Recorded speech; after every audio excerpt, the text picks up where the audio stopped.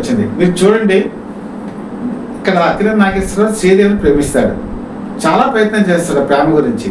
కానీ చివరికి ఆ ప్రేమ ఫలించి తను పెళ్లి చేసుకుందాం అనుకున్న తరుణంలో అతనికి ఒక అవాంతరం వస్తుంది. అది క్యాన్సర్ అని తెలుస్తుంది.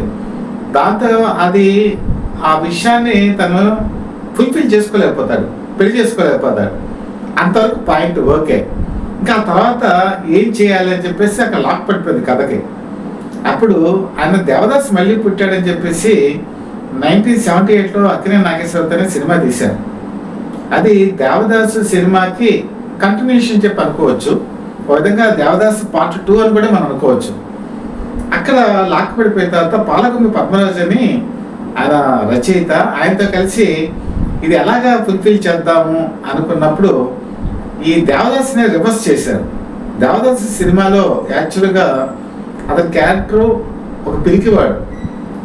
పార్వతి వచ్చి నేను పెళ్లి చేసుకుంటాను, మనం ఎక్కడికైనా వెళ్ళిపోదాం అన్నప్పుడు కూడా నా విషయాన్ని అతను ధైర్యంగా చేయలేకపోతాడు. ఒక తండ్రికి మేము లొంగిపోతాడు. తర్వాత తావుడికి బానిస అవుతాడు. చివరికి తన జీవితాన్ని ముగించుకుంటాడు. ఇది అప్పట్లో అక్కినేని నాగేశ్వరరావుని ఈ సినిమా చేయొద్దు అని చెప్పి ఇండస్ట్రీలో చాలా మంది చెప్పారు, కానీ ఆయన చేశారు.